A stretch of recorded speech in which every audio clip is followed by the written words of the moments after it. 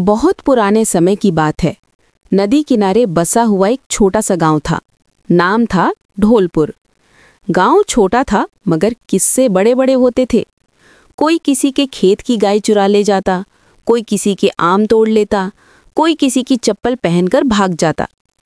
इसी गांव में रहता था पप्पू। अब पप्पू को आप साधारण लड़का मत समझना। वो ऐसा इंसान था कि अगर बैल की पूंछ पकड़कर खड़ा हो जाए तो बैल भी सोच ले कि अब आगे नहीं बढ़ना। गांव वाले कहते पप्पू बड़ा होकर किसान बनेगा नहीं, ये पक्का कोई नाटक कंपनी खोलेगा, क्योंकि पप्पू की आदत ही अजीब थी। किसान हल चलाता तो पप्पू उसके पीछे बैठकर ढोल बजाता। औरतें कुएं से पानी खींचती तो पप्पू रस्सी पकड़कर झूलने लगता। गांव में शादी हो तो बारातियों के सामने नाच नाच कर सबको हंसाता। पप्पू के पास एक मुर्गी थी। नाम रखा था गुड़िया। गुड़िया कोई साधारण मुर्गी नहीं थी, बल्कि बड़ी ही होशियार और बोलने वाली। गांव वालों को जब पता चला कि पप्पू की मुर्गी बोलती है तो सब देखने आए। गुड़िया शर्माकर बोली, अरे हटो, भीड़ मत लगाओ, मैं कोई तमाशा थोड़ी हूं।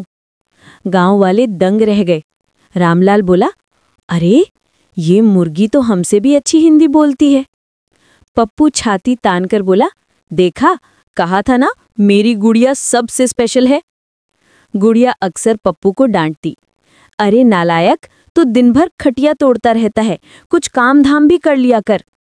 पप्पू हंसकर कहता, काम करने से क्या होता है गुड़िया, किस्मत बड़ी चीज है, एक दिन देखना भाग्य मेरे दरवाजे पर दस्तक देगा। एक दिन पप्पू बाजार से चने चोरी करके लाया और गुड़िया को खिला दिए। गुड़िया बोली, अबे पप्पू, चोरी के चने क्यों खिला रहा है, कहीं मालिक पकड़ ले तो मार मार के धोबी घाट बना देगा। पप्पू बोला, अरे तू खा ले, बाकी मुझे मत सिखा, मैं हूं ही गांव का हीरो। गुड़िया ने चने खा लिए। रात को उसने अंडा दिया। सुबह जब पप्पू ने अंडा उठाया तो उसकी आंखें फटी की फटी रह गई। अरे वो तो सोने का अंडा था। पप्पू उछलकर बोला, हाय दैया, अब तो मेरी किस्मत बदल गई, मैं गरीब पप्पू से राजा पप्पू बन जाऊंगा। पप्पू ने अंडा सुनार को बेचा और ढेर सारे पैसे मिल गए। अगले दिन चौपाल में जाकर ऐलान किया, सुनो ओ गांव वालों, अब मैं कंगाल पप्पू नहीं ला, अब मैं पप्पू मल्टीनेशनल लिमिटेड हूँ। गांव वाले ठहाका मारकर हंसने लगे। अरे पप्पू, तू तो कल तक फटे कुर्ते में घूमता था और आज अपने आप को राजा समझ रहा है। पप्पू बोला, अब मैं हवेली बनवाऊंगा, हाथी घोड़े पालूंगा और सबसे बड़ी बात, गांव के चौधरी को हटाकर खुद चौधरी बनूंगा। गांव की औरतें मुनिया काकी से बोली, अरे बहू, तेरे पप्पू का तो भगवान ही मालिक है, अब हमें भी सोने की चूड़ी दिला देना। गुड़िया रोज एक सोने का अंडा देती। धीरे धीरे पप्पू अमीर हो गया।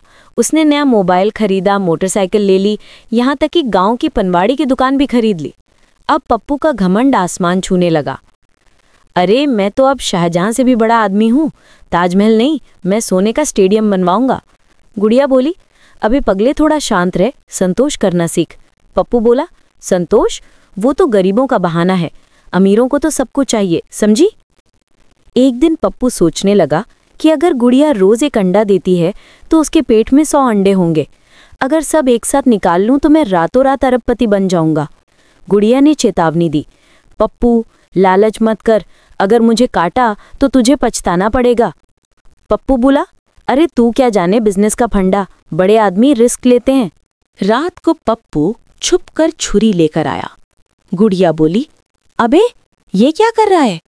पप्पू बोला, आज तेरा पेट काटकर सारे अंडे निकालूंगा, फिर मैं बनूंगा पप्पू अंबानी। गुड़िया जोर से हंस पड़ी। अरे बेवकूफ, तू सोचता है मेरे पेट में अंडों का गोदाम रखा है, अब तुझे सबक सिखाना पड़ेगा। इतना कहकर गुड़िया ने जोर से पंख फड़फड़ाए और सोने का अंडा उठाकर पप्पू के सिर पर दे मारा। धड़ाम, पप्पू बेहोश होकर गिर पड़ा। सुबह गांव वाले देखने आए तो पप्पू जमीन पर पड़ा था और उसके चारों तरफ टूटे हुए अंडे फैले थे। रामलाल बोला, अरे देखो, पप्पू तो फूटे अंडों का राजा बन गया। सब ठहाका मारकर हंसने लगे। गुड़िया उड़कर कहीं दूर चली गई। पप्पू उठकर रोने लगा। हाय रे किस्मत, मैंने लालच किया और सब कुछ खो दिया। काश मैं रोज रोज के अंडे से ही संतोष कर लेता।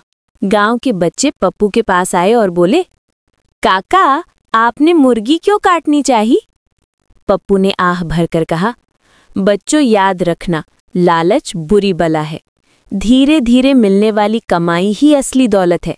ज्यादा पाने के चक्कर में सब खो जाता है।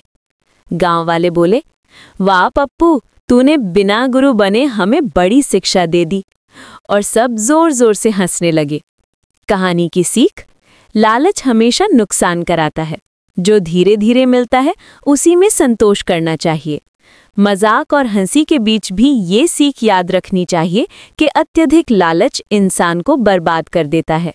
मेरी स्टोरी अच्छी लगी हो तो मेरे चैनल को प्लीज़ सब्सक्राइब करें और लाइक एंड शेयर करें और बेल आइकन को प्रेस करना ना भूलें। Thank you watching my video.